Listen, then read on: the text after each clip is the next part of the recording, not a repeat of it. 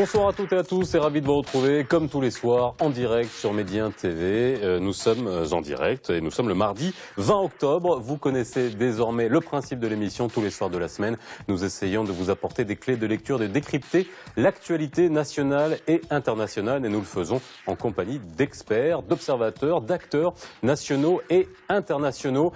Les réseaux sociaux, n'hésitez pas à nous envoyer toutes vos questions et vos réactions sur la page Facebook de Médien TV et sur le compte Twitter de l'émission sur le hashtag 60MPC. Nous utiliserons vos réactions pour alimenter notre discussion tout au long de l'émission. Les experts et les observateurs qui ont accepté d'être avec nous ce soir sont monsieur Gérard Prenant, bonsoir, vous êtes directeur général de Pizzorno Maroc, vous êtes également fondateur de l'AMCN, l'association marocaine des métiers de collecte et de nettoiement. Maître Younes Anibar, vous êtes vice-président de Uniconso, l'association de protection de consommateurs de Casablanca, et vous êtes également avocat au barreau de Casablanca. Et enfin, monsieur Saad Mouline, vous êtes ingénieur expert en hydraulique. Vous avez fait, alors je vais lire quand même parce que votre expertise est importante, vous avez fait partie du conseil d'administration de la régie autonome de distribution d'eau et d'électricité de la wilaya de Rabat Salé. À l'époque, c'était la RED. Vous avez été responsable du dossier de contrat pour la gestion des parkings et des stationnements au centre-ville de Rabat. Et ça, les parkings et les stationnements, on va en parler, et notamment des sabots, parce qu'on a déjà des questions sur la page Facebook. Et vous avez représenté la municipalité de Rabat Sen dans les négociations du contrat de gestion déléguée des services d'eau, d'électricité et d'assainissement. Là, c'était la REDAL.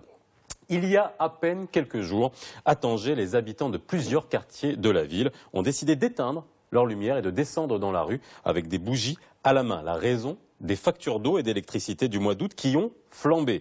À Tanger, comme à Tétouan, à Casa ou encore à Rabat, ce sont des sociétés privées qui s'en occupent dans le cadre de la gestion déléguée. D'autres services publics sont concernés, comme la gestion des déchets, le transport ou encore les parkings. Comment fonctionne cette gestion déléguée? Quels sont ses avantages? Quelles sont ses limites? Quel impact sur nous, citoyens, et quels droits avons-nous? Gestion déléguée, un désengagement de l'État, c'est le titre de l'émission de ce soir.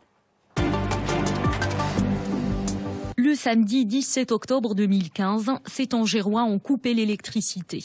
Ils ont choisi de faire plonger leur demeure dans le noir pour transmettre un message fort à Amandis, le gestionnaire délégué de distribution d'eau et d'électricité dans la ville du Détroit. Ces Tangérois appellent Amandis à réviser le montant de ses factures et à respecter ses engagements. Mais que signifie la gestion déléguée? Il s'agit d'un contrat qui confie la gestion d'un service public à une personne morale de droit public ou privé. Au Maroc, la loi 5405 promulguée le 14 février 2006 définit les droits et les devoirs du délégataire. Sur une durée déterminée, le délégataire a le droit de percevoir une rémunération sur les usagers et de réaliser des bénéfices sur la gestion. Entre autres, la gestion déléguée concerne l'eau, l'assainissement, l'électricité, le transport public urbain et la gestion des déchets. Pour le choix du délégataire, l'État fait appel à la concurrence pour assurer l'égalité des candidats, l'objectivité des critères de sélection et la transparence des opérations. La procédure de passation du contrat de gestion déléguée fait ainsi l'objet d'une publicité préalable. Début 2015, la Cour des comptes a vivement critiqué la gestion déléguée des services publics. Elle souligne des manquements et des insuffisances dans l'exécution des contrats par les sociétés délégataires, mais aussi certaines dérives en matière de fixation de tarifs. Sans oublier des dysfonctionnements concernant la planification et l'expression des besoins des autorités délégantes. Au Maroc, le total d'investissement relatif à la gestion déléguée en matière d'eau, d'électricité et de transport public représente près de 42 milliards de dirhams, des effectifs d'environ 35 000 salariés et un chiffre d'affaires avoisinant les 15 milliards de dirhams. Bien, messieurs, alors donc, première partie de l'émission, je vous propose qu'on comprenne la gestion déléguée, qu'est-ce qu'elle est venue combler comme besoin, comment ça fonctionne, comment les sociétés sont-elles choisies et comment sont-elles contrôlées, parce que finalement, et comment on est venu à ce système de partenariat public-privé. Gérard Prenant, vous êtes directeur général de Pizzorno Maroc, juste 3 mots sur Pizzorno Maroc pour que les gens sachent... Alors, le groupe Pizzorno au Maroc est une société importante. On a 2500 salariés ici au Maroc. On collecte une dizaine de villes. Donc, notre premier métier, c'est la collecte. Et on est le premier opérateur en termes de traitement au Maroc dans ce qu'on appelle les CET. C'est les centres d'enfouissement technique comme la décharge d'Oumazda. Comment, alors justement là on va essayer de comprendre la gestion déléguée, vous êtes donc un délégataire. Exactement. Vous êtes un délégataire, vous avez vu le reportage. Aujourd'hui, la Cour des comptes épingle plusieurs manquements. Il y a des recommandations qui ont été faites par le Conseil économique, social et environnemental. Revenons à la genèse de la gestion déléguée. Ça a commencé comment? Sam Mouline. Bonsoir. Bonsoir. Donc la gestion déléguée du service public à des privés, c'est quelque chose qui est ancienne. Parce que l'État a toujours délégué des études, des travaux, mais c'est des délégations sur des opérations relativement courtes.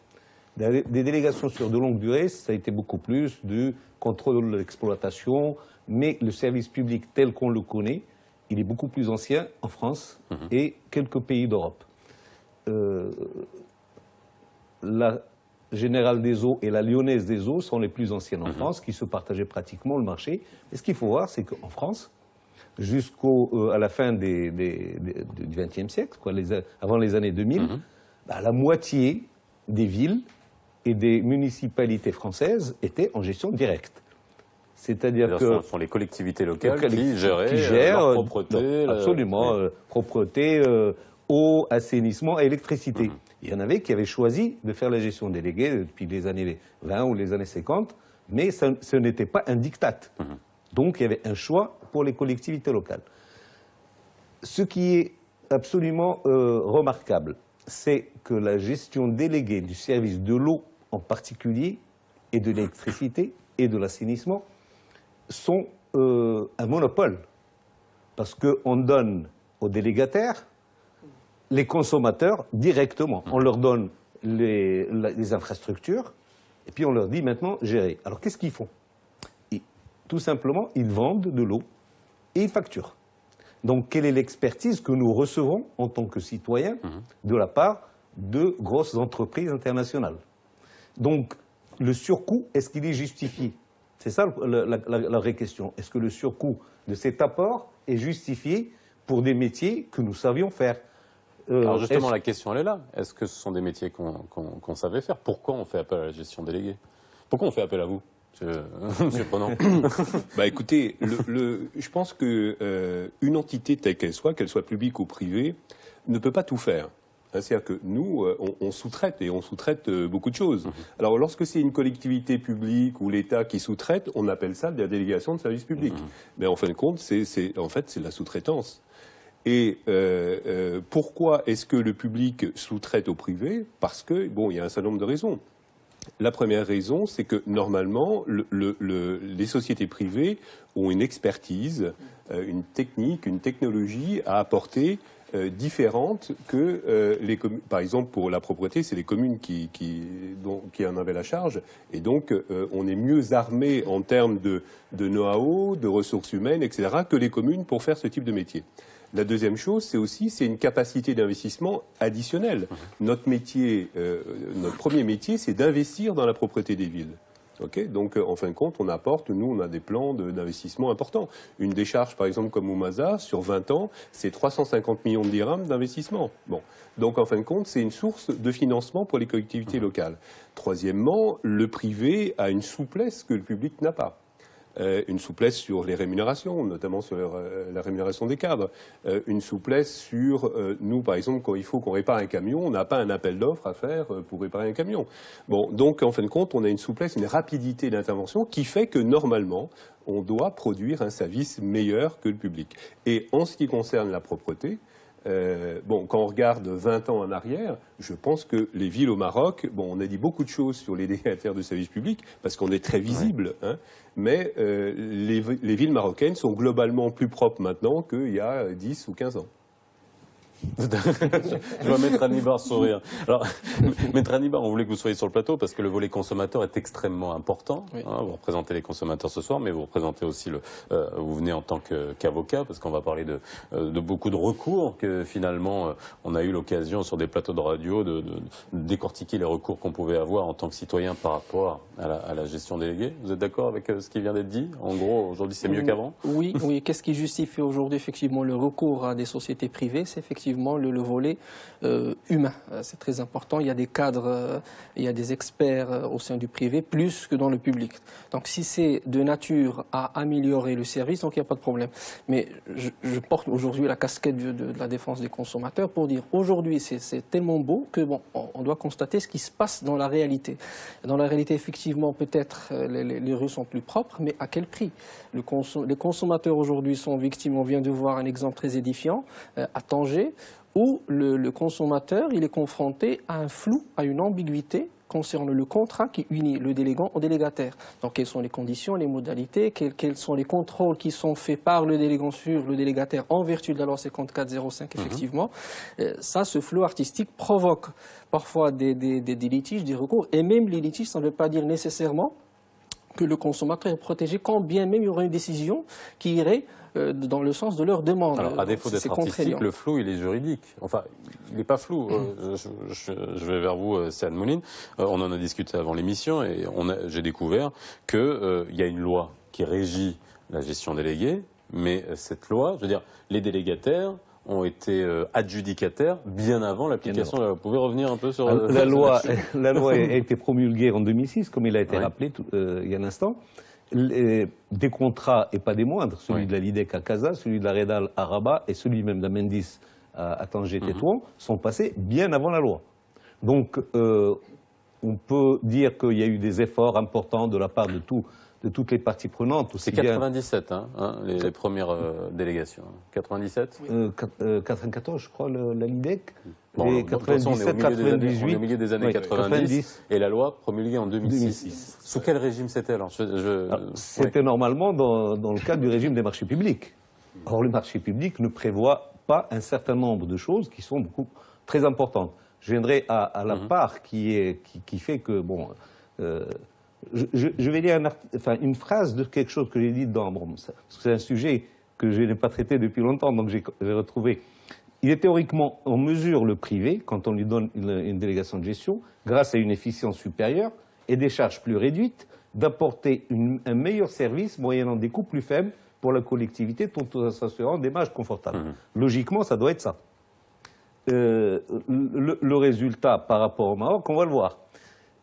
À Rabat, je prends le cas de Rabat. Casa, Tanger, tout c'est pareil. Rabat a été une grande ville en 90. Comment elle s'est faite avant l'indépendance et depuis l'indépendance jusqu'à... avec le gros développement a été surtout à partir de 56, de l'indépendance, jusqu'au milieu des années 90, elle s'est développée. Le quartier Riyad a existé à ce moment-là. Le quartier Agdal s'est développé, il s'est transformé en zone immeuble et la RED, dans le temps, avait suivi. On ne se souvient pas de grosses coupures d'eau ou d'électricité. Il y avait des pannes quand il y avait des orages, mais il y en a eu aussi l'année dernière, il y a 2 ans. Il y a toujours des pannes, c'est normal, d'électricité, ou il y a toujours des petits problèmes de rupture d'eau, d'inondation. Ça arrive partout. Ça arrive partout, parce que bon, les prévisions, c'est pour disons des fréquences ou des périodes de retour, et puis il y a des événements exceptionnels. Et il y a aussi quelques petites erreurs de conception dont on peut parler, mais c'est peut-être pas l'occasion. Donc, qu'est-ce qu'a apporté la gestion déléguée au niveau de l'eau, de l'assainissement et de l'électricité? Ici, moi, personnellement, je ne suis pas très convaincu. Ça, je le dis clairement. Vous n'êtes pas convaincu de quoi? Du résultat? Du résultat de la gestion déléguée. Pour l'eau, pour l'assainissement et pour l'électricité. Vous avez cité quelque chose de très clair. Lorsqu'on a un délégataire, vous êtes des entreprises privées, vous êtes une entreprise privée, vous êtes un groupe privé, donc il y a un business model, il y a des marges à dégager, il y a un business à faire. Est-ce que, et là je vous pose la question à tous, c'est pas antinomique justement avec la notion de service public? Il y a un moment donné, il y a le service public, et puis en plus du service public, il y a la marge, ce qui est tout à fait normal. Le capitalisme est formidable, donc vous devez générer une marge, Monsieur Prenant. Alors, en fait, on est des entreprises de droit privé, mais on est, je dirais, à mi-chemin entre une entreprise privée et une entreprise publique. Je vais vous donner des exemples. Par exemple, la Cour des comptes peut auditer le délégant et le délégataire. Et donc, nous sommes audités par la Cour des comptes. Régulièrement? Oui, il y a des cycles à peu près tous les 5 ans. Ils vont auditer la commune et ils auditent le délégataire. Bon, on est les seules sociétés privées auditées par la Cour des comptes. Les 5 Le- ans, si vous permettez, c'est même dans les contrats, c'est écrit les 5 Voilà. ans. Mais est-ce qu'effectivement vous êtes audité tous les 5 ans? Oui, à peu près, oui. Oui. Non, c'est la oui, question. oui. que je pose. Bonne question. La loi, lorsque la loi, alors nous, on est un petit peu dans un contexte un peu différent que l'eau, c'est-à-dire qu'on ne nous a pas délégué un service et après on nous a laissé frontalement avec l'utilisateur.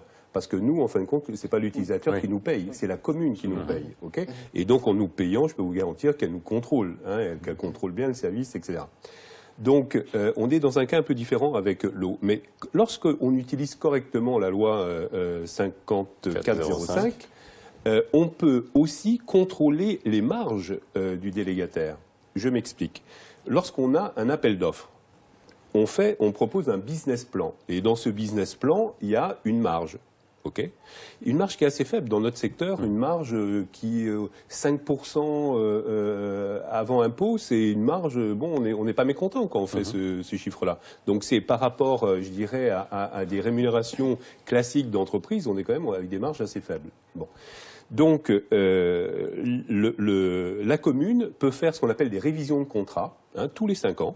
Elle fait une révision de contrat et si... alors là, c'est vrai qu'en France, c'est un peu plus clair. Au Maroc, c'est pas encore très clair parce que ce qui manque à cette loi, c'est le décret d'application. Il y a la loi, mais il n'y a pas le décret d'application. Donc il n'y a pas de loi. Non. Si, Voilà. il y a une loi, Oui, mais il n'y a pas de décret d'application. Donc, en fin de compte, il y a un certain nombre de notions qui demanderaient à être éclaircies. Par exemple, il y a l'article 4 qui dit que les parties, délégants et délégataires, sont responsables de l'équilibre financier du contrat. Bon, on ne sait pas très bien ce que ça veut dire. Est-ce que ça veut dire que si moi, par exemple, ma société, pour une raison ou une autre, fait des pertes, est-ce que ça veut dire que la commune va me compenser mes pertes? Alors, pas dans tous les cas non plus, parce que ça voudrait dire autrement que lors des appels d'offres, on ferait des prix très très bas pour avoir le marché, et après on va dire à la commune, attention, article 4, il faut m'enflouer. Bon, ça peut pas fonctionner. Mais en termes de contrôle de nos marges, les communes peuvent tout à fait contrôler nos marges. Et moi, je suis très content quand on fait des révisions de contrat et qu'on contrôle nos marges. Tout le monde croit qu'on gagne énormément d'argent. On ne gagne pas énormément d'argent. On essaye de faire un bon service dans le cadre des obligations qui sont les nôtres, et on gagne, je dirais, correctement notre vie. Et c'est contrôlable. Et c'est contrôlé, notamment par la Cour des comptes. Alors, le fait qu'il n'y ait pas cette loi, il n'y a pas de décret d'application, donc en gros, de manière concrète, vous êtes avocat, vous allez bien nous le préciser, pas de décret d'application, la loi, ça reste dans les nimbes sans être appliquée. Voilà, la difficulté d'appliquer justement un certain nombre de dispositions, pas toute la loi, il y a quelques articles qui sont concernés effectivement. La loi, elle instaure un cadre de fonctionnement, il y a un certain nombre de dispositions qui sont prévues effectivement. Notamment celles relatives effectivement au contrôle, parce que le contrôle, c'est pas uniquement la Cour des comptes tous les 5 ans, il y a le contrôle déjà du délégant sur le délégataire. Et c'est ce genre de contrôle qui pose problème, parce que ce sont des contrôles qui ne se font pas, manque d'effectifs. Les conclusions de la Cour des comptes, dans le dernier rapport sont très édifiantes. Effectivement, il y a un manque de contrôle. Et du coup, donc les dérapages, passons-moi l'expression, sont de plus en plus importants, et c'est le consommateur malheureusement qui en paie le prix. Merci Mouline. Alors, aujourd'hui, quel impact ça a, le fait, on finira sur la loi, parce que sur le côté juridique, mais enfin, je sais pas, je dis ça de manière naïve, c'est quand même important d'avoir un cadre réglementaire aujourd'hui. Si on a des soucis, si vous avez un souci avec une commune, par quoi est-ce que vous êtes régi aujourd'hui? Vous êtes régi par la loi sur les marchés publics, tout simplement. Non, parce que la loi 5405 exclut du champ de la délégation de services publics et elle exclut le code des marchés publics. Donc en fin de compte, elle a créé un vide et on ne sait pas très bien avec quoi on va le remplir, mais elle a créé un vide. Donc on n'est pas soumis au code des marchés publics. Donc effectivement, lorsqu'on a un conflit, par exemple, avec les communes, vous savez, par exemple, que je vous disais qu'on a été des sociétés un peu particulières. En tant que délégataires de services publics, nous ne pouvons pas arrêter le service. Oui. La loi nous interdit d'arrêter le service. Alors, qu'est-ce qu'on fait quand une commune ne nous paye pas? Qu'est-ce qu'on fait? Est-ce qu'on va continuer à payer les salaires, à payer le gasoil, payer la réparation des camions, et la commune ne nous paye pas? Parce que on a un encours client énorme, qui est plus d'1 an de chiffre d'affaires. Les communes au Maroc nous doivent plus de 400 millions de dirhams. Donc c'est quand même très très... Et donc là, on est coincé. Ça veut bien dire qu'on est un peu dans une situation intermédiaire entre le privé et le public. Malheureusement, un délégataire du transport à Rabat Salé a déposé les clés sous le paillasson sans se soucier du service public. Pas que dans le transport, et dans la propreté aussi. Dans la propreté aussi. Alors mais là, dans- justement, à quel point le titre de l'émission, c'est des engagements de l'État. Est-ce que là, quand un délégataire a un souci, que ce soit d'ordre social, que ce soit d'ordre financier, là, il n'y a rien qui oblige l'État d'intervenir pour renflouer, pour venir faire en sorte que le service continue? Ça nous Si, l'État a fait quand même beaucoup d'efforts pour assister, disons, à la fois le délégataire et l'autorité délégante pour essayer d'atténuer ces conflits, que ce soit sur le plan financier ou sur le plan social. Il y a eu des efforts. Seulement, un arbitre ne peut pas marquer les buts d'un côté ou de l'autre. La partie qui est là où ça touche le nerf de la guerre, si je veux bien dire, au niveau des contrats, celui de la LIDEC est passé sans qu'il y ait la notion de contrôle. Celui de la REDAL, il y a eu ce qu'on a appelé le comité de suivi. Il existe à Casa, il a existé. C'est un comité de suivi où il y a les présidents de communes. Même la composition pose problème. Voilà, c'est des gens qui n'ont ni le temps ni la vocation pour faire ce travail de contrôle. À Rabat, bien avant la loi, j'ai été celui qui a dit il faut un service permanent de contrôle à la disposition des élus pour qu'ils fassent le travail technique. Je peux dire qu'il a existé depuis, qu'il a fonctionné autant qu'il a pu. 3 défauts. Le premier, il est sous-dimensionné. Une grosse boîte comme Redal fonctionne, produit des tas de choses, des tas de papiers. Ils sont moins d'une dizaine, avec 3 ou 5 cadres, je dirais, qui doivent contrôler tout ça, ce qui est pratiquement impossible. La deuxième chose, c'est que ces personnes sont responsables de contrôler le délégataire, mais en fin de compte, pour qu'ils soient rémunérés, ils sont rémunérés par le délégataire, ce qui est complètement aberrant. Je suis payé par celui que je contrôle. Automatiquement, il y a des choses sur lesquelles j'ai, en quelque sorte, des secrets d'État sur lesquels je ne devrais pas me prononcer. Et la troisième chose, c'est le fonctionnement entre cette cellule de service permanent de contrôle avec le comité de suivi. Ça dépend des présidents de communes. Il y en a qui sont capables de comprendre, d'aller vite. Et surtout, même si le président fait passer quelque chose au niveau de son conseil, est-ce qu'elle passe? Est-ce qu'elle est bien discutée? Est-ce qu'elle est votée pour faire prendre des décisions dans le bon sens? Ce n'est pas nécessairement contre le délégataire, mais dans le bon sens pour résoudre les problèmes. C'est là où le bas blesse, c'est des choses qui freinent. Et là, le ministère de l'Intérieur intervient pour essayer de calmer le jeu, quoi. Oui, Maître Amiba. D'ailleurs, le choix que vous avez de l'émission, c'est le désengagement de l'État. Oui. Le problème qui se pose, c'est que c'est un désengagement, je dirais, à tous les niveaux. Si effectivement les problèmes de ce que vous avez soulevé tout à l'heure est très important, parce que si la commune ne paie pas pour un certain nombre de missions, si la commune ne paie pas, il ne faut pas oublier, quand on parle de délégation, on délègue, ça veut dire on garde, on est maître de la mission. Donc on ne peut pas, je dirais, déléguer et s'affranchir de toute la responsabilité au cas où il y aurait un problème avec le délégataire. Donc il y a effectivement une responsabilité de l'État aussi, peut-être même un problème d'interprétation ou bien de compréhension de ce qu'est la gestion déléguée. On délègue à une entreprise effectivement privée, mais on garde le contrôle de manière à assurer ce service public. Vous avez tout à fait raison tout à l'heure de parler de la notion de service public. Il ne faut pas oublier, parce que le plus important, c'est la continuité et surtout assurer le service public aux usagers, aux citoyens, aux consommateurs de façon générale, de façon à ce qu'ils ne puissent pas être atteints par tout conflit, d'ordre juridique peut-être, ou même d'ordre pratique, c'est un problème avec la société délégataire. Donc il faut que l'État prenne le dessus à travers un certain nombre de mesures. 400 millions de dirhams, c'est bien ce que vous avez dit tout à l'heure en termes de dette, ça c'est important de souligner ce chiffre. C'est-à-dire qu'aujourd'hui, comment une entreprise peut, ou plusieurs entreprises peuvent continuer à fonctionner, peuvent assurer le service public avec des créances clients, on va les appeler comme ça, parce que c'est une entreprise, aussi énorme. Bah écoutez, effectivement c'est difficile et bon, on fait partie d'un groupe un peu particulier. Le groupe Pisorno est un groupe créé par Monsieur Pisorno qui aimait beaucoup le Maroc. Et donc contrairement vous n'êtes pas les seuls concernés par les problèmes de paiement. Ah non, non, c'est tout le secteur. C'est tout le secteur. Nous, c'est 400 millions, mais tout le secteur. C'est pas spécifique à... Il y a d'autres secteurs, les bureaux d'études d'ingénierie, tout le monde est concerné par les problèmes de retard de paiement. Notre secteur, sur la propreté, on avait estimé qu'on finance les communes à hauteur d'1,5 milliard de dirhams, l'ensemble du secteur. Donc on est une banque pour les communes à hauteur d'1,5 milliard, ce qui est tout à fait anormal. Donc oui, je vous disais qu'en fin de compte, on était un peu particulier parce que autant il y avait des groupes qui sont venus au Maroc et qui ont essayé en fin de compte de rapatrier pas mal de profits, etc. Bon, je citerai pas de nom. Heureusement, pour le groupe Pisorno, en fin de compte, le groupe a mis 10 millions d'euros, c'est-à-dire 100 millions de dirhams en capital et fonds propres au départ. Et en fin de compte, il laisse cet argent au Maroc. Bon. Ce qui nous permet, en fin de compte, de tenir et de supporter. Donc, aucun des bénéfices qu'on a fait depuis 15 ans n'a été rapatrié en France. Bon, ça nous permet de tenir. Mais à un moment, le groupe en a assez aussi. Il commence à se dire, bon, l'argent qu'on a mis, on aimerait bien en récupérer une partie. Mais compte tenu de l'encours client, c'est pas possible.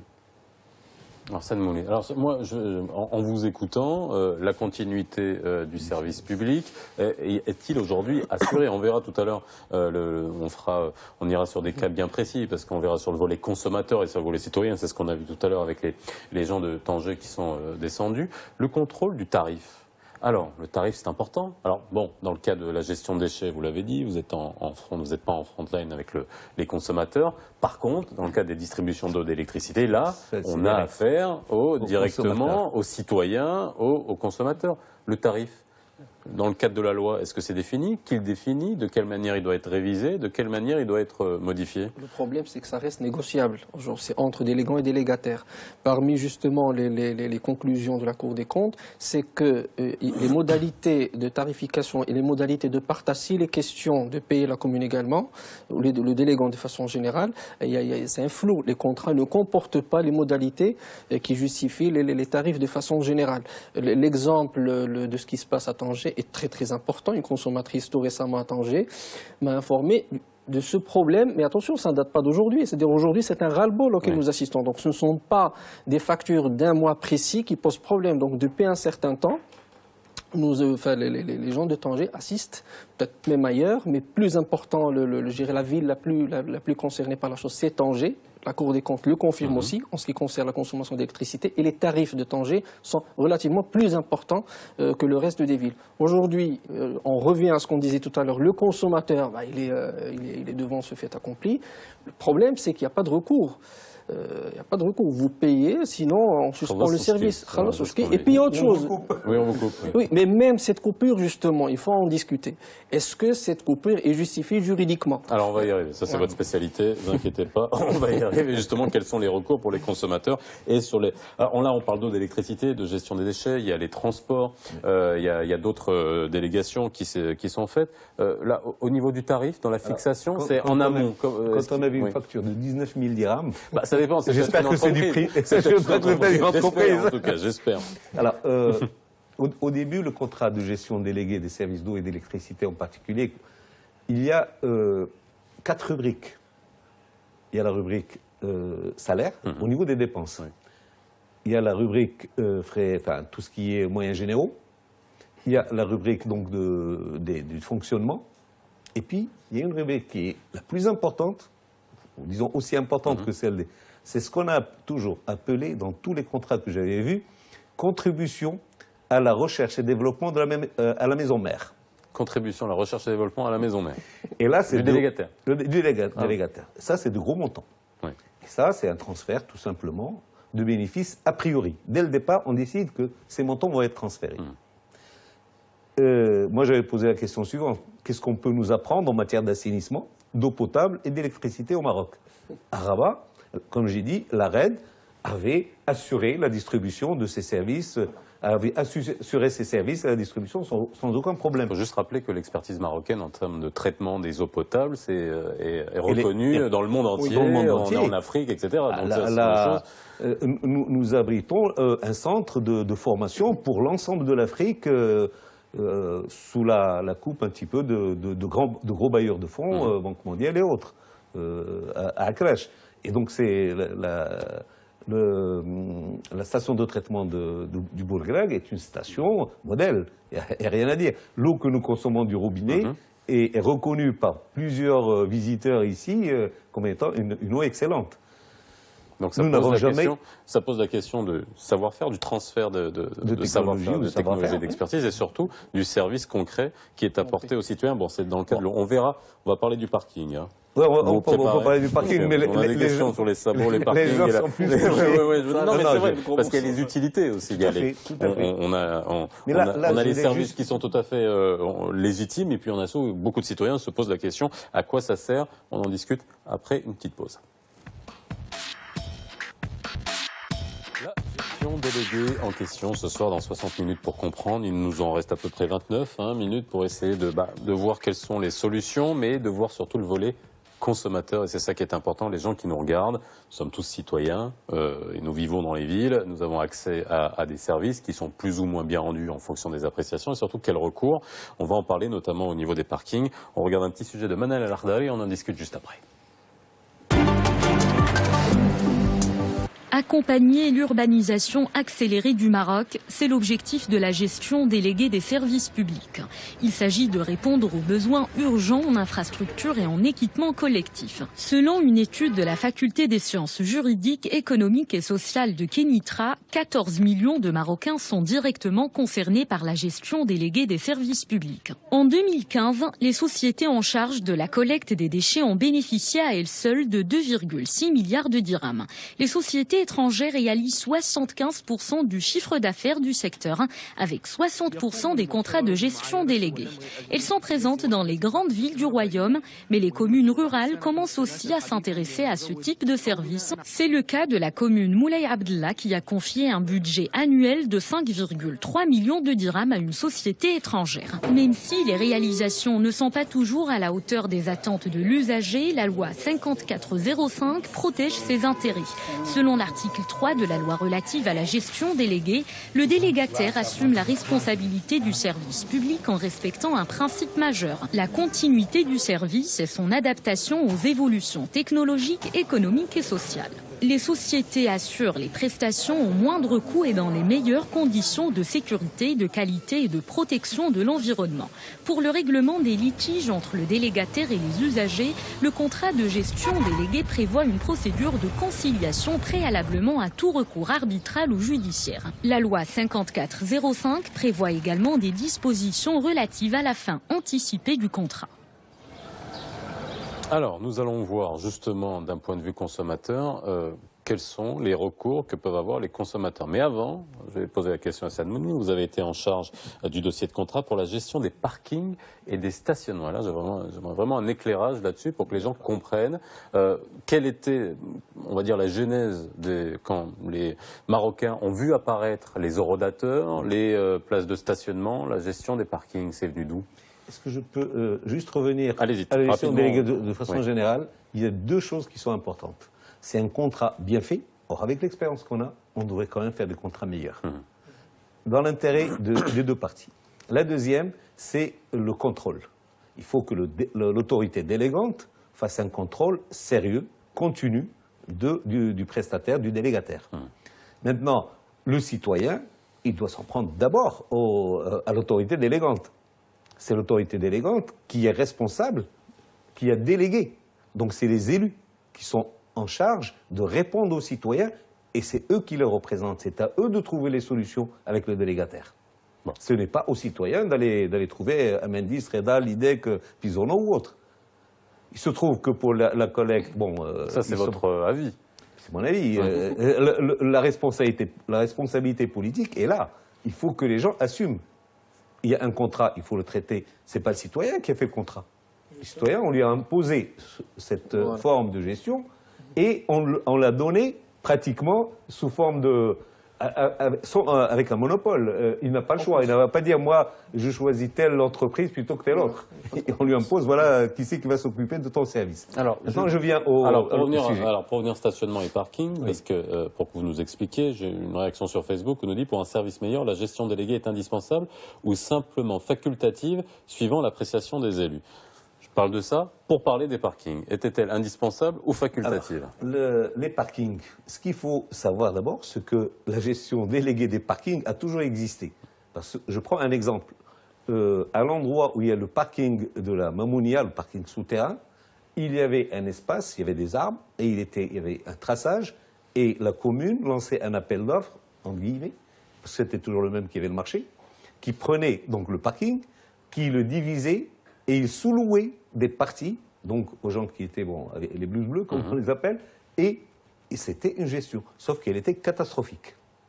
Maintenant, l'apport qu'il y a eu dans l'organisation de la gestion du parking et du stationnement, parce que le parking et puis le stationnement, oui, justement, avait une importance, et le conducteur, le propriétaire d'un véhicule, ou celui qui conduit le véhicule, il y gagne quelque part. D'abord, quand à Rabat, la campagne en 97-98 avait commencé, il fallait d'abord nettoyer la première zone, c'était le bas de l'avenue 25. Il y avait 136, je me souviens de ce chiffre, 136 véhicules qui appartenaient à je ne sais pas qui, pour ne pas dire à qui étaient là, stationnés tout le temps. Tout le temps, ils étaient là. Ils appartenaient à des gens. Et donc, quand je vais au centre-ville pour aller chez le dentiste, pour aller chez un avocat, pour aller faire quelque chose, bah, je ne trouve pas de place. Donc je tourne. L'utilité première de la gestion du stationnement et les horodateurs, c'est justement de désengorger les places de parking. Puis je perds plus de carburant en cherchant une place sans la trouver. Deuxième problème, c'est que le centre-ville a été déserté au profit de l'Agdal et d'autres centres, parce que les gens qui n'arrivent pas à stationner vont aller chercher ailleurs. Je n'ai pas trouvé ou cherché un avocat ou un dentiste au centre-ville, je vais aller chercher ailleurs, parce que je ne peux pas stationner là où je veux. La même chose pour tous les commerces. Donc, la réglementation du stationnement est importante. Maintenant, comment elle est faite, ça c'est un autre chapitre. Maître Annibar. Alors, j'aimerais revenir sur un élément très important concernant le contrat. Vous avez parlé effectivement de l'usager, le consommateur de façon générale, qui est impliqué finalement, toutes les décisions sont destinées à... Quand vous dit il faut qu'il aille voir plutôt les autorités, l'administration, plutôt que les sociétés délégataires. Non, mais justement, parce que la loi parle du contrat unissant le délégant, l'autorité délégante au délégataire, pour des conséquences qui touchent l'usager, qui n'a pas accès au contrat, quand bien même la loi prévoit la publication du contrat au bulletin officiel. Donc ça pose un problème. Donc un contrat bilatéral pour des conséquences, je dirais, qui concernent trois parties. Tiens, voilà, ça pose un problème. Le consommateur aujourd'hui, il n'est pas informé de ce que prévoit le contrat, donc quels sont les recours éventuellement. La procédure d'arbitrage ou de règlement amiable ou de conciliation telle que prévue à l'article 9 de la loi 5405 ne concerne que les parties contractantes, c'est-à-dire le délégant et le délégataire. Donc c'est une procédure qui, j'ai dit quand bien même le contrat ferait l'objet d'une publication. Est-ce que le fait de publier le contrat fait office d'adhésion de la part du consommateur au dit contrat? C'est non. C'est-à-dire que quand je mets ma pièce dans l'horodateur, il y a un contrat tripartite qui se met en place. Bien sûr, je suis soumis aux conditions parce que quand vous payez la redevance à la société délégataire, c'est conformément à ce qui devrait être prévu dans le contrat. Je dis bien au conditionnel. Parce que il y a un contrat, je pense, il y a 2 ou 3 ans que j'avais consulté un contrat dans ce sens, où il était prévu, où le tarif était fixé à 18 dirhams, alors que la société fixait 30-35 dirhams. Donc déjà, ce décalage, tenant compte du fait que le consommateur n'est pas informé et ne sait pas ce que comporte le contrat, donc on met le tarif qu'on veut. Et ça pose un problème. Puis les recours. Donc si recours il y a, est-ce qu'on passe par la conciliation ou bien on passe directement au tribunal? Dans les deux cas, le consommateur, il est lésé parce que ce recours, très souvent, il concerne le rétablissement, par exemple, de la ligne du service après sa suspension. On parlait tout à l'heure de la suspension du service. Est-ce que c'est une mesure qui trouve une base légale? Je n'ai pas connaissance d'un texte de loi qui permet à la société délégataire de suspendre. Et d'ailleurs, c'est le même principe qui prévaut pour les parkings. Je crois qu'on va faire une petite jonction par rapport à la sanction infligée aux consommateurs. Alors, eau, électricité, vous ne payez pas, on vous coupe l'alimentation. Si vous ne payez pas votre parking ou si vous dépassez on immobilise votre véhicule. L'heure prévue, c'est immobilisé. Dans les deux cas, vous avez dit pour l'eau, l'électricité, il me semble qu'il n'y ait pas de base légale ou il n'y a pas de base légale concrète. À part le contrat qui est rédigé à l'insu du consommateur. Voilà. Mais bon, le contrat entre le consommateur et le délégataire et l'autorité, il a du mal à savoir où est-ce qu'il est. Mais au niveau de l'horodateur, concrètement? Alors, au niveau de l'Eurodator... Parce qu'il y a une jurisprudence, ça a été rendu tribunal de première instance, Voilà. c'était le 1er avril Mais 2015. le problème de la jurisprudence, c'est quoi? Excusez-moi.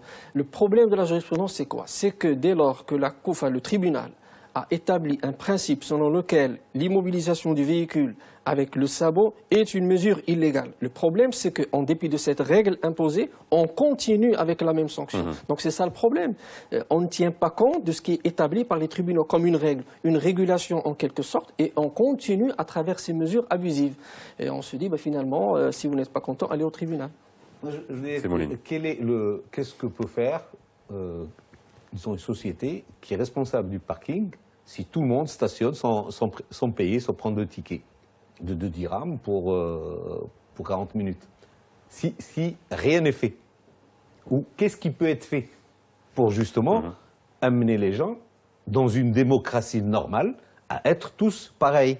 Pourquoi 99 personnes qui sont stationnées ont mis et une personne ne l'a pas mis? Peut-être qu'elle a oublié, c'est un cas.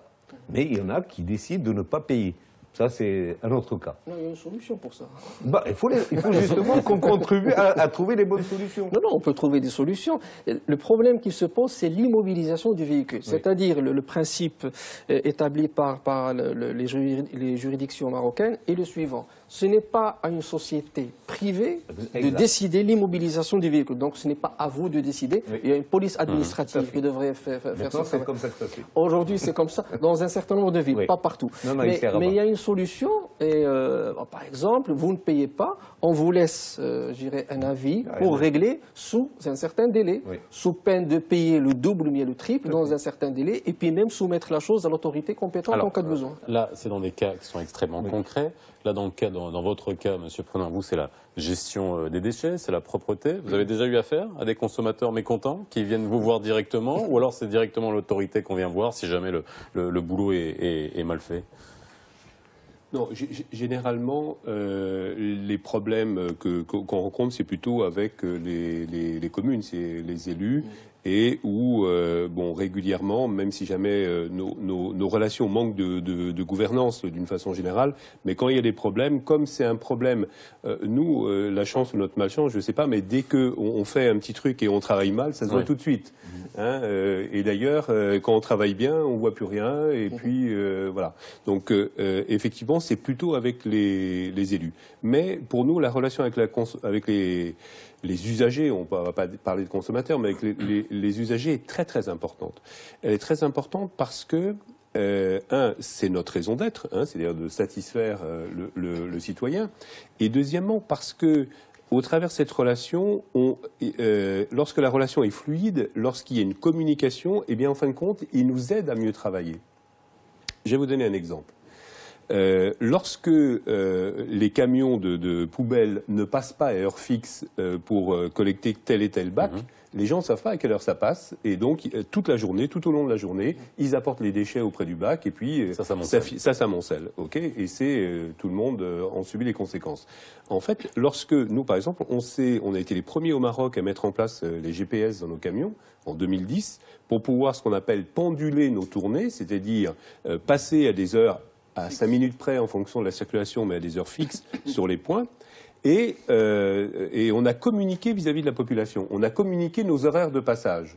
Et donc, d'ailleurs, on a dans la société, on a 3 personnes dont c'est le métier, c'est des comédiens, et dont c'est le métier de faire l'animation dans les rues, dans les écoles, sur les souks, etc.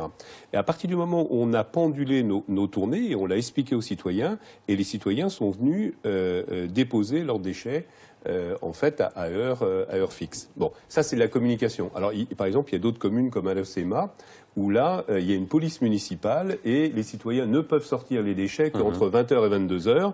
Et là, c'est plus contraignant. Alors, qu'en est-il, je reviens au cadre un peu plus général, qu'en est-il des entreprises marocaines? Est-ce qu'aujourd'hui, là, les délégataires de services publics sont essentiellement des entreprises, donc quasiment que des entreprises étrangères? Est-ce qu'on pourra voir venir bientôt des entreprises nationales qui peuvent développer un savoir-faire, une expertise, ou mettre en place une expertise à ce niveau-là? Dans le domaine de la collecte, elles existent. Vous avez des concurrents marocains. Quelques concurrents marocains. Pour le cas du stationnement à Rabat.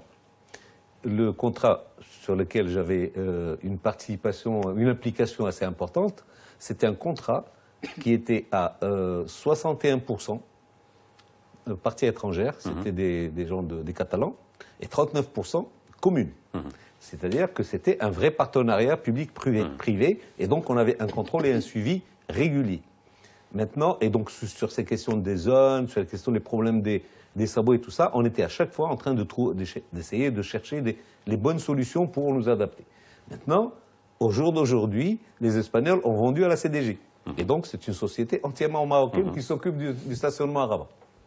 Entre-temps, dans la période sur laquelle moi je me suis impliqué personnellement, il y a eu la construction du parking souterrain de Mamounia. Et je pense que c'est une belle réalisation et qu'ils rendent des services. Maintenant, c'est à la commune, par la suite, parce que c'était passé, c'est d'autres courants qui sont devenus responsables de la ville, et il fallait aménager la surface. Et c'était resté entre deux parties, et la surface, malheureusement, n'est pas du tout exploitée. Il y aurait pu y avoir certaines choses, des petits stands de journaux, des glaciers, des petites choses qui égayent, qui font de l'animation sur cette place. Malheureusement, non. Alors, question qui peut vous concerner aussi, à laquelle vous pouvez répondre, d'une personne sur Twitter qui nous dit « Le contrat de la LIDEC arrivera à échéance dans 12 ans. Quel sera le sort de son personnel vis-à-vis de l'État ?» Ça peut vous concerner aussi. Ah oui, alors, oui. de quelle manière comment ça fonctionne? Vous êtes en concession? Sur combien de temps? Ça peut aller jusqu'à 50 ans. Et après, comment on se projette en tant qu'entrepreneur, en tant que directeur de groupe par rapport à une situation comme celle-ci?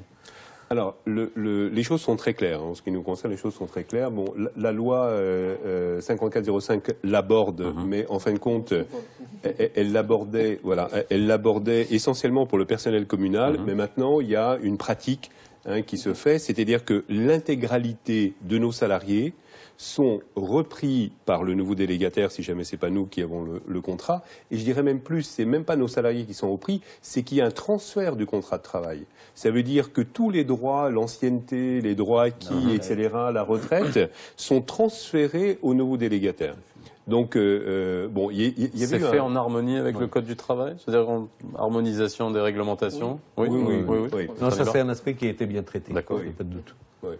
Bon, c'est un aspect, en fin de compte, ce qu'avait fait la jurisprudence, c'était le passage du contrat entre les communes, entre Pisorno et Techmed, je ne sais pas si vous vous rappelez, sur Rabat, où il y avait eu un problème où Techmed ne voulait pas reprendre le personnel, et puis bon, il y a eu quelques grèves, etc. Et après, ça fait jurisprudence, et là, maintenant, c'est très clair. De toute façon, le Code du travail, il est clair.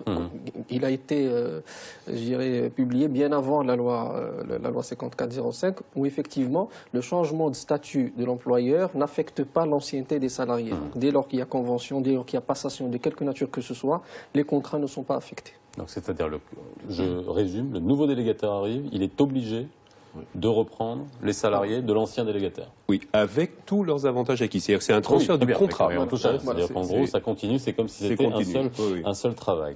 J'ai une autre question. La gestion déléguée vise l'optimisation de ses services. La réalité met en évidence le contraire. Mais où est donc le problème? Alors, on a vu depuis tout à l'heure, voilà, donc je vous dis une question sur Twitter.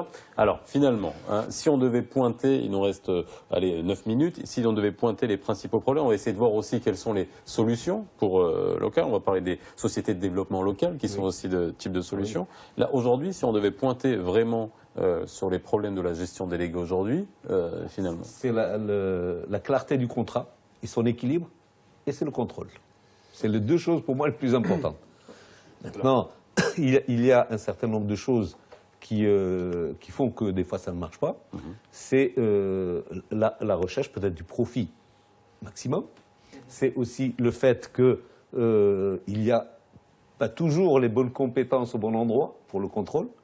Et il n'y a pas aussi disons, les montants au niveau des salaires, au niveau des moyens généraux, mis à la disposition de ceux qui contrôlent pour faire correctement leur travail. Si je mets un ingénieur et que je lui donne 5 000 dirhams aujourd'hui, il ne va pas faire du bon travail. Si je cherche un ingénieur et que je le gratifie correctement avec un salaire qui lui convient, ben il va faire un excellent travail. Il y a trois éléments, trois propositions.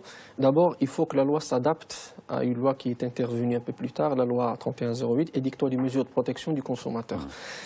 Cette loi qui instaure un principe qu'on a très souvent développé à travers plusieurs émissions et même qui touche plusieurs domaines, c'est le droit à l'information. Donc cet usager, il faut qu'il ait accès à l'information, notamment relative au contrat. Donc, quelles sont les modalités de recours éventuellement, quelles sont les limites de la mission du délégataire, c'est très important aussi.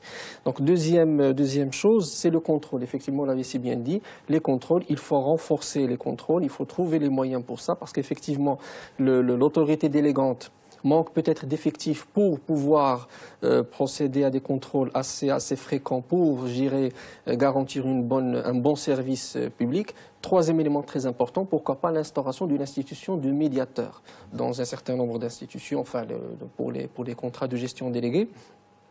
Non pas le médiateur comme un certain médiateur bancaire ou les médiateurs au niveau de la LIDEC, sont des gens qui sont plus dans l'esprit d'expliquer le fonctionnement de la société délégataire pour en appliquer les dispositions, plus que de chercher la solution. Donc on n'est pas dans l'esprit de chercher la solution pour le consommateur. Donc un médiateur neutre, une institution, et puis faire de cette procédure un recours impératif et puis limité dans le temps, c'est-à-dire assez rapide. En 15 jours, en 1 mois, en 2 mois maximum, il faut que le problème soit réglé à condition de ne pas suspendre le service. C'est très important. Je pense qu'avec des solutions comme ça, on pourrait au moins réduire le nombre de réclamations pour se consacrer uniquement aux plus importantes. Quelles sont les responsabilités des délégataires en termes d'infrastructure? On revient sur le cas de l'eau et de l'électricité. Lorsqu'on on a souvent eu à la période des pluies, là il vient de pleuvoir, et à chaque fois on voit des engorgements au niveau de l'assainissement, etc. Quelles sont les responsabilités du délégataire? Parce que tout le monde commence à taper sur le délégataire. D'abord, il a hérité de certaines infrastructures. Dans son plan de financement, son business plan, il a fait déjà une reconnaissance de terrain et il sait qu'il y a un certain nombre d'ouvrages à changer et il y a des ouvrages nouveaux à mettre avec l'extension des villes. Et donc, lui, il sait que telle année, il s'est engagé, il y a des documents, il s'engage à ce que telle année, il fait de la rénovation, telle année, il fait de l'extension, etc. Et d'ailleurs, on peut parler, il y a 2 types de modes de financement. Il y a le fonds délégataire et le fonds de travaux. Le fonds de travaux, c'est ce que payent les gens. Et quand j'ai fait l'audit d'un certain établissement, le fonds de travaux, il est consommé tous les ans à hauteur de 70-75%. Et le fonds délégataire, on trouve des fois 30, 20, 10%. Qu'est-ce que ça veut dire? Ça veut dire qu'on prend l'argent des autres et qu'on ne met pas le sien. J'aurais une question que vous avez posée tout à l'heure. Qu'est-ce qui se passe à la fin d'un contrat? Bon, pour vous, c'est en général 12 ans. 6 ou 12 ans. Ça dépend, à peu près. 7 ans. Généralement, en collecte, c'est 7 ans. Pour les services publics lourds, ou assainissement et électricité, avant, on parlait de 30 ans. Maintenant, on parle plus de 20-25 ans. À la fin du contrat, il faut racheter. Soit il arrive à vendre. Les Espagnols et les Portugais ont vendu à Veolia pour Rabat. Donc, soit il arrive à vendre en cours de contrat avec des conditions, ou à la fin du contrat. Mais si, suite à une insatisfaction du délégant et de la population, on dit, bon, ce délégataire, il faut qu'il parte, alors là, les conditions de remboursement vous interdisent et vous mettent en situation d'impossibilité pour le remercier et lui demander de partir. Carrément, c'est impossible. Monsieur Prenant, en termes d'infrastructure, vous êtes dans la gestion des déchets, vous avez affaire à des décharges, vous avez des camions, vous avez des ressources humaines, vous utilisez les ressources qu'on vous transmet. Qu'est-ce que le cas particulier de la collecte des déchets? Oui, les choses sont plus simples que dans l'eau, parce qu'en fin de compte, lorsque on est en collecte, bon, là, on va s'engager sur un plan d'achat de matériel. Donc du matériel neuf. Généralement, quand on reprend des contrats, lorsqu'avant c'était la commune qui exerçait la collecte, eh bien, on doit reprendre du matériel de la commune, mais là, il est bien identifié, il y a un prix. Bon, les choses sont relativement simples. Lorsqu'on démarre une décharge, généralement, on la démarre ex nihilo, c'est-à-dire sur un terrain vierge. Donc, là aussi, on a un plan d'investissement. Les choses sont relativement simples. Voilà, relativement simples. Alors, j'ai deux questions et ça nous permet de parler de la régionalisation. On est dans ce cas des 12 régions et de voir dans quelle mesure toutes ces gestions déléguées de quelle manière elles vont être mises en œuvre. J'ai deux réactions qui sont intéressantes. Les agences multiservices par région peuvent remplacer la gestion déléguée par des concessionnaires privés. Les bénéfices, donc, reviendront à l'État. Vous êtes d'accord sur ce type de partenariat public-privé? L'idée, oui, sa mise en place, je ne sais pas. Ce qu'il faut voir, pour la partie partenariat public-privé, je prends l'exemple de Outre-Atlantique, Canada et États-Unis, il y avait la notion de BOT. C'est Build, Owner et un transfert. C'est-à-dire, je construis, je gère et je remets. Donc sur une durée, après je remets à... Je prends un exemple très simple. Une centrale électrique, c'est pas facile, il y a de l'investissement, il y a de la technicité, il y a beaucoup de choses. Donc je peux prendre l'autorisation de l'ONE chez nous et je fais la centrale, je l'exploite sous un contrat bien déterminé et je la rends. Là, je rends un service à la communauté, bien entendu, il faut que le contrat soit clair. Mais là, dans le cas de l'eau potable et de l'assainissement, il y a, tout est sur place, c'est uniquement de la distribution. Ce n'est pas de la création. Oui. Et donc, les conditions doivent être différentes. Quand quelqu'un s'occupe... Je vais prendre un exemple très simple. Pourquoi le délégataire doit être plus efficient et moins cher? Depuis toujours, un ménage, la femme, l'homme travaille, il se trouve une femme qui s'occupe de la maison. D'accord? Il lui sous-traite un travail, il lui délègue un travail. Bon. D'accord? Vous voulez continuer sur cette comparaison? Très rapide. Alors là, très rapide. Vous en prenez la responsabilité. Si, non, c'est très rapide. Si elle fait le travail comme il faut, donc c'est la qualité du service, et elle permet d'être payée... La comparaison me gêne, hein, je dis non, sincèrement. moi je ne suis pas du tout gêné. Si elle fait le travail très bien, si elle est payée correctement, mais ce qu'elle va toucher compense beaucoup le manque à gagner de la femme ou de l'homme qui reste à la maison, tout le monde est gagnant. Oui. Par contre, si elle fait du mauvais travail, ou si elle est mal payée, ou si elle est surpayée par rapport au travail qu'elle fait, il y a un déséquilibre quelque part. Bon, ok. Non, j'aimerais finir sur une note très importante en ce qui concerne la responsabilité du consommateur aussi. Les associations de protection du consommateur travaillent aussi sur la sensibilisation des consommateurs. Ah, je tenais à préciser quand même que la semaine dernière, vous étiez dans des commissions avec le Conseil économique, social et environnemental au nom de la protection du consommateur. Et voilà, donc, nous avons sur le sujet de la gestion déléguée. Le même sujet, justement. C'est pour. Il faut s'inscrire dans une relation de confiance et non pas de méfiance. Très souvent, le consommateur il est en retrait. Non, on n'est pas là pour accuser, et bien au contraire. D'ailleurs, l'un des rôles les plus importants de l'association de protection du consommateur, c'est la sensibilisation. Effectivement, pour permettre aux sociétés délégataires de mieux mener leur mission, le consommateur est responsable, par exemple, des poubelles. L'état des poubelles, on voit ce qui se passe dans les rues, c'est pas possible. Donc l'intervention ou bien le comportement du citoyen est aussi à réviser, c'est très important, pour garder une certaine propreté et puis même pour ne pas engager la société délégataire dans des frais supplémentaires qui engendreraient des tarifs ou bien des complications même en termes de coûts. C'est prenant. Oui, absolument. C'est ce que j'expliquais tout à l'heure. La relation citoyen est très importante. Je vais vous donner un exemple précis. On a collecté pendant 10 ans à Casablanca. Pour collecter notre zone, on avait besoin de 2000 bacs. Un bac, ça coûte 1500 dirhams, un bac de 660 litres. Généralement, en Europe, un bac, ça nous fait 5 ans. À Casa, il fallait les changer tous les ans. Donc 2000 bacs à 1500 dirhams, donc ça fait 3 millions de dirhams. Considérablement sur aussi vos marges, la rentabilité d'entreprise. Oui, et le consommateur. Alors, attendez, le problème, c'est que là, on était coincé par notre contrat, donc on ne pouvait pas augmenter nos prix. Donc là, c'est vraiment nos marges. D'accord. Donc c'est important d'impliquer le consommateur, comme vous l'avez dit, Maître Adir. Merci messieurs d'avoir été avec nous ce soir. Je pense qu'on a mieux compris la gestion déléguée aujourd'hui. Quant à vous, continuez sur Média TV. La rediffusion à 22h46, vous nous avez pris en route. Excellente soirée. On se retrouve demain.